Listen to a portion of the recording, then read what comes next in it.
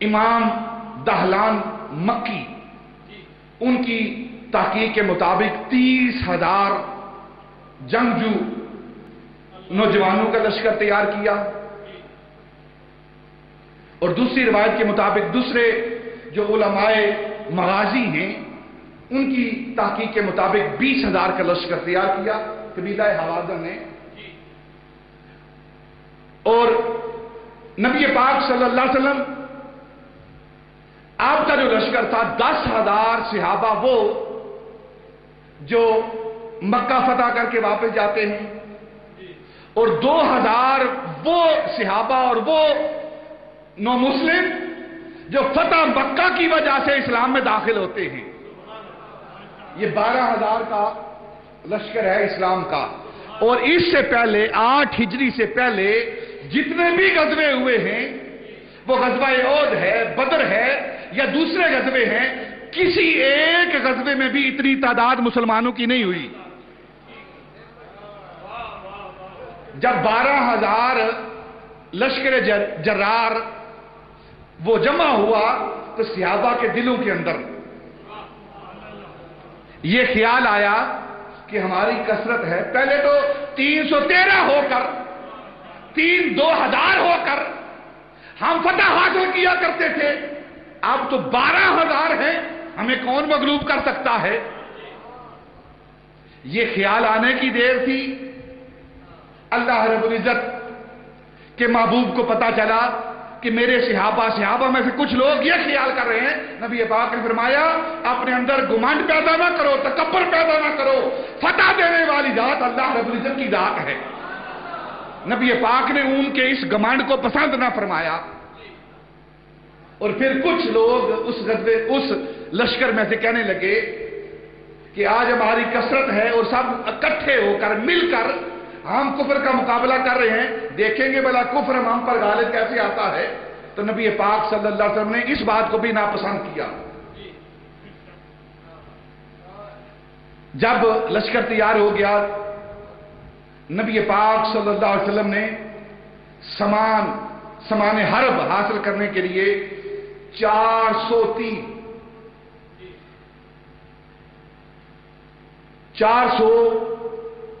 زریں یہ صفوان بن امیہ سے حاصل کی. ایک شخص آ کر کہنے لگا نبی پاک سے کہ صفوان کے پاس بہت ساری زریں ہیں، آپ ان سے لے لیں. نبی پاک نے پیغام بھیجا، صفوان تیرے پاس زریں ہیں، ہمیں دی جائیں. تو وہ کہنے لگا کہ آپ غصب کرنا چاہتے ہیں یا مستعار ہدار لینا چاہتے ہیں؟ نبی پاک نے فرمایا ہم غصب کرنے والے نہیں ہیں، غاصب نہیں ہیں، ہم تم سے ہدار لیتے ہیں، مستعار لیتے ہیں. جتنی زریں تم سے لیں گے اتنی تجھے واپس کریں گے. اگر کوئی گم ہوتی ہے، ٹوٹتی ہے، ضائع ہوتی ہے تو اس کا تاوان تجھے دیں گے. اس نے کہا پھر ٹھیک ہے. 400 زریں نبی پاک صلی اللہ علیہ وسلم نے وہ صفوان سے لی، 4,000 نیزے کسی اور قبیلے سے لیے، اور 1,30,000 درہم نبی پاک صلی اللہ علیہ وسلم نے دوسرے قبائل سے ادھار لیا. حضرت امام واقدی کتاب المغازی کے اندر یہ نکل کرتے ہیں کہ 1,30,000 40,000 ایک، 40,000 ایک، 50,000 ایک، یہ ساری چیزیں نبی پاک، سارے درہم نبی پاک نے سامان حرب نبی پاک نے حاصل کیا، ادھار لیا، اور ادھار لے کر کیا کیا؟ سارے لشکر کے اندر تقسیم کیا. میں یہ تاریخ کی روایات آپ کے سامنے رکھ رہا ہوں تاکہ اپنی راہ کو متعین کریں، اپنے راستوں کو متعین کریں. جو ہماری قوم کے حکمران ہیں انہیں کس طرح نبی پاک کی سنت سے عمل کرنا ہے، کس طرح نبی پاک صلی اللہ علیہ وسلم کی سنت سے حصہ لینا ہے، اس سنت کو مشعل راہ بنانا ہے، سبق لینا ہے. یہ حکمران جو ہماری فوج کے بڑے ہیں انہیں کس طرح یہ مشعل راہ بنانا چاہیے، اس لیے یہ روایات پیش کر رہا ہوں.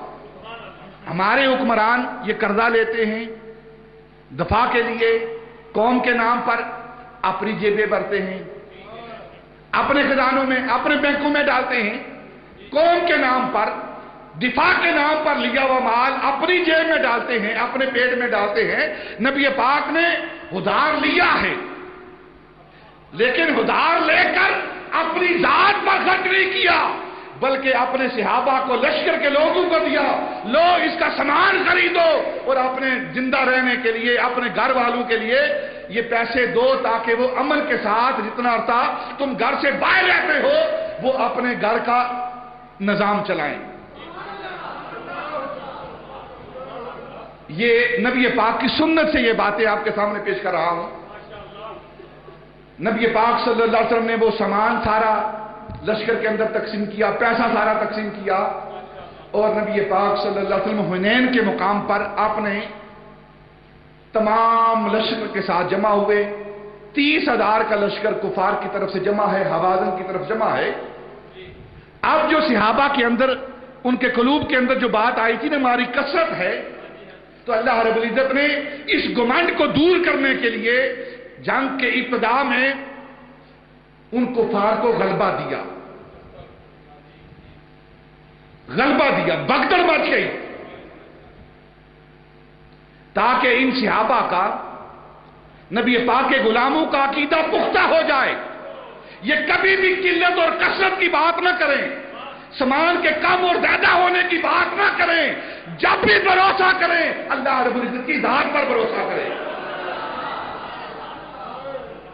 اللہ کی ذات پر بھروسہ کریں۔ اس عقیدے کو پختہ کرنے کے لیے، اس ایمان کو پختہ کرنے کے لیے اللہ رب العزت نے تھوڑی دیر کے لیے ان کفار کو غلبہ عطا کیا، غلبہ دیا ان پر، اور ہر طرف سے تیر آ رہے ہیں، ہر طرف سے تلواریں چل رہی ہیں۔ 30,000 حوازن کے نوجوان وہ مسلمانوں پر تیر چلا رہے ہیں، تلواریں چلا رہے ہیں، بگدڑ مچی ہے، کوئی ادھر بھاگ رہا ہے، کوئی ادھر بھاگ رہا ہے۔ 100 صحابہ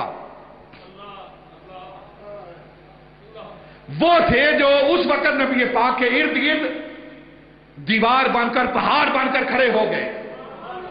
ان کا عقیدہ، ان کا ایمان کیا تھا کہ اگر ہماری جانیں چلی جاتی ہیں، جائیں، جاتی رہیں، لیکن ہم اپنے آقا مولا کو چھوڑ کر جائیں گے نہیں۔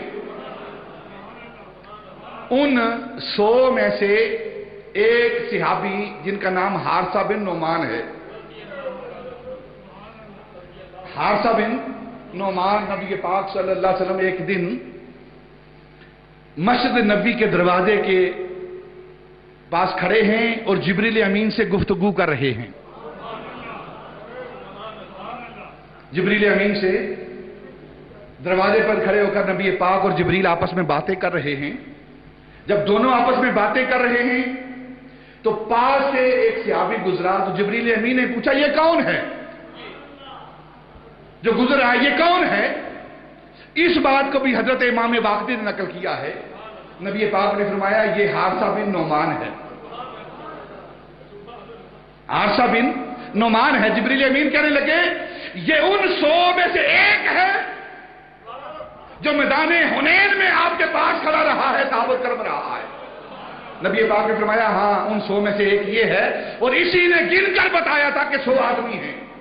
اور یہ حضرت حارثہ بن نعمان کون ہیں؟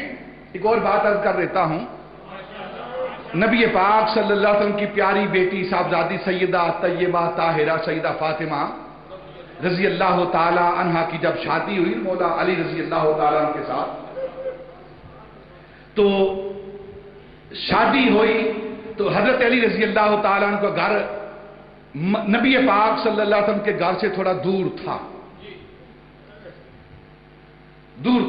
مدینہ المنورہ جو شہر ہے اس کے کونے پر حضرت علی کا گھر تھا۔ شادی کر کے حضرت علی رضی اللہ تعالیٰ عنہ اپنی زوجہ نبی پاک کی بیٹی سیدہ فاطمہ رضی اللہ تعالیٰ عنہ کو اپنے گھر لے گئے۔ تو اب نبی پاک روزانہ اپنے گھر سے مسجد نبی کے ساتھ جو گھر تھا وہاں سے چلتے، سیدہ فاطمہ کے گھر جاتے، زیارت کرتے، دیکھتے، بیٹی کو پیار کرتے واپس آتے، اور دن میں 3-3 4-4 مرتبہ وہاں جاتے، اور جب واپس آتے نبی پاک روتے رہتے، اور جب بیٹی سے ملتے تو کہتے بیٹی آپ کی جدائی مجھے برداشت نہیں ہوتی، مجھ سے برداشت نہیں ہوتی، تو میں چاہتا ہوں کہ تم میرے قریب آ جائے. سیدہ فاطمہ رضی اللہ تعالیٰ عنہ نے یہ بات حضرت مولا علی سے کی کہ ابا جان روتے رہتے ہیں، میری جدائی میں ہر وقت آنسو بہاتے رہتے ہیں، میں بھی چاہتی ہوں کہ میں بھی اپنے ابا جان کے پاس رہوں، لیکن ہمارے پاس گھر نہیں ہے. تو حضرت علی رضی اللہ تعالیٰ نے کہا فاطمہ بالکل نبی پاک صلی اللہ علیہ وسلم کے ساتھ ایک گھر ہے، آپ اپنے ابا جان سے کہو اس صحابی سے کہے وہ گھر ہمیں دے دے اور ہمارا گھر وہ لے لے. وہ گھر جو بالکل نبی پاک صلی اللہ علیہ وسلم کے گھر کے ساتھ تھا، وہ گھر حضرت حارثہ بن نعمان کا گھر تھا.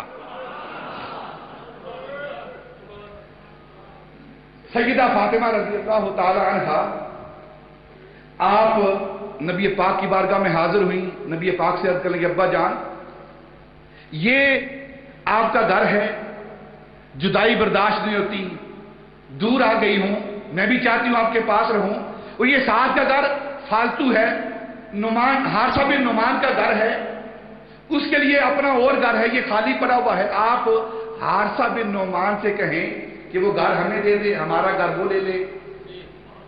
نبی پاک صلی اللہ علیہ وسلم فرماتے ہیں بیٹی مجھے پتا ہے یہ گھر حارثہ بن نعمان کا ہے، اور میرے دل کے اندر تیری جدائی کا درد بھی ہے، غم بھی ہے، لیکن میری طبیعت گوارا نہیں کرتی کہ میں اپنے صحابی سے اپنی ذات کے لیے کچھ مانگوں. مجھے حیا آتی ہے، مجھے شرم آتی ہے کہ اپنی ذات کے لیے کچھ مانگوں. نبی پاک کی سنت ان لوگوں کے لیے جو اپنے آپ کو نبی پاک صلی اللہ علیہ وسلم کا نائب کہتے ہیں، جو قوم کے علماء مشائخ ہیں، ان کے لیے نبی پاک کی سنت کیا ہے کہ نبی پاک صلی اللہ علیہ وسلم نے اپنے کسی مرید سے، اپنے کسی صحابی سے اپنی ذات کے لیے کبھی کچھ نہیں مانگا. اور جو نبی پاک کے نائبین ہیں ان کی بھی یہی عادت ہونی چاہیے کہ اپنی ذات کے لیے کبھی کسی سے کچھ نہ مانگے.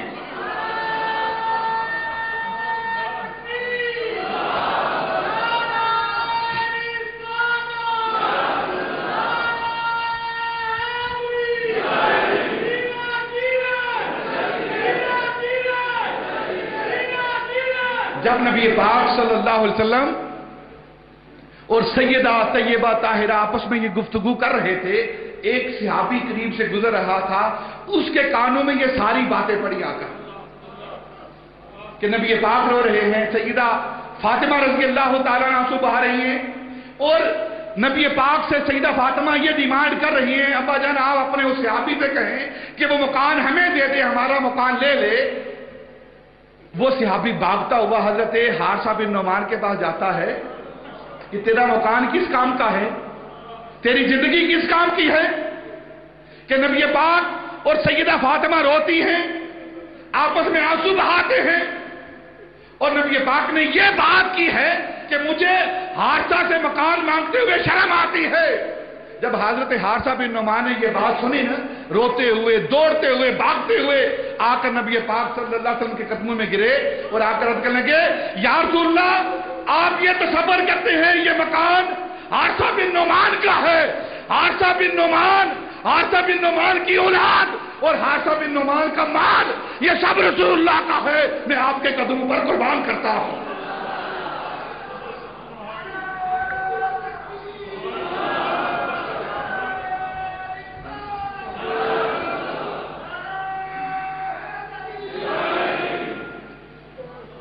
یہ جذبہ ہے صحابہ کا رضوان اللہ تعالی علیہ اجمعین. حضرت حارثہ بن نعمان رضی اللہ تعالیٰ وہ حارثہ بن نعمان ہیں جن کے بارے میں جبریل امین پوچھ رہے ہیں اور نبی پاک فرما رہے ہیں حارثہ بن نعمان وہ ہے جو جنگ کے وقت بھی جب سارے اپنے قدموں کو چھوڑ چکے تھے اس وقت بھی جو ثابت قدم رہنے والا تھا وہ حارثہ بن نعمان ہے. تھوڑی دیر کے لیے لشکر اسلام پر نبی پاک صلی اللہ علیہ وسلم کے لشکر پر ان کا غلبہ ہوتا ہے، لیکن نبی پاک صلی اللہ علیہ وسلم آپ اپنی خچر دلدل اس پر تشریف فرما ہیں اور آواز دے رہے ہیں اے اصحاب سمرہ کہاں بھاگ رہے اصحاب سمرہ سے مراد وہ افراد، وہ صحابہ جنہوں نے بیعت رضوان کی ہے. اس یبایعون کا تحت الشجرہ، وہ 1400 صحابہ، ان کو اصحاب سمرہ کہا جاتا ہے. تو نبی پاک نے فرمایا اصحاب سمرہ تم کہاں بھاگ رہے ہو؟ میں اللہ کا رسول ادھر ہوں، ادھر آؤ، میری طرف آؤ. جو صحابی، جو شخص نبی پاک کی آواز سنتا ہے آپ کی طرف دوڑتا ہوا آتا ہے. اور روایات میں آتا ہے کہ اگر کوئی گھوڑے پر یا اونٹ پر سوار ہے تو اونٹ کو موڑنے میں جو دیر لگتی ہے اس نے وہ دیر بھی برداشت نہ کی، چھلانگ لگائی اور دوڑتا ہوا نبی پاک کی بارگاہ میں حاضر ہو گیا. اس مقام پر نبی پاک صلی اللہ علیہ وسلم وہ اشعار، وہ الفاظ ادا کر رہے ہیں. انا النبی لا اکذب انا ابن عبد المطلب، انا النبی لا اکذب، میں نبی ہوں، میں جھوٹا نہیں ہوں، سچا ہوں. انا ابن عبد المطلب، میں عبد المطلب کا بیٹا ہوں. اب یہاں ایک بات عرض کرتا ہوں، حدیث پاک میں آتا ہے نبی پاک نے فرمایا کہ جو فخر، عزت، کرامت حاصل کرنے کے لیے اپنی نسبت، اپنے خون کی نسبت 9ویں مقام پر، جو سلسلہ نسب ہوتا ہے نا، باپ، دادا، پردادا، آگے پھر 9ویں مقام پر جا کر اگر کوئی اپنی نسبت، عزت حاصل کرنے کے لیے، شرف حاصل کرنے کے لیے، بزرگی حاصل کرنے کے لیے، اپنے آپ کو اچھا ثابت کرنے کے لیے 9ویں مقام پر ایسے شخص کی طرف نسبت کرتا ہے جو کہ کافر ہے، کہ میں فلاں ابن فلاں کا بیٹا ہوں، فلاں ابن فلاں کا بیٹا ہوں. اگر 9ویں مقام پر وہ جا کر اپنی نسبت کو جوڑتا ہے اور وہ کافر ہے تو نبی پاک نے فرمایا 10واں وہ جہنمی خود ہے. 10واں وہ جہنمی، 9واں تو وہ ہوا نا کافر، وہ جہنمی. اور جو اس کے ساتھ نسبت جوڑ رہا ہے کافر کے ساتھ، اس نسبت کے جوڑنے کی وجہ سے 10واں جہنمی وہ خود ہے. اب نبی پاک فرمایا انا ابن عبد المطلب. غزوہ حنین میں، اور اس جملے کو، اس روایت کو حضرت امام بخاری نے، حضرت امام مسلم نے، حضرت امام احمد بن حنبل نے اپنی مسلم کے اندر نقل کیا ہے. اور تاریخ کی ہر کوٹ پر کتاب آپ اس کو اٹھائیں، غزوہ حنین کھولیں، ہر تاریخ کی کتاب کے اندر یہ جملے نبی پاک کے موجود ہیں. تو کیا مطلب؟ اگر کوئی کافر کے ساتھ اپنی نسبت جوڑتا ہے تو وہ جہنمی ہے، اور نبی پاک اپنے دادا کے ساتھ نسبت جوڑ رہے ہیں تو اس کا مطلب ہے باپ بھی جنتی، دادا بھی جنتی.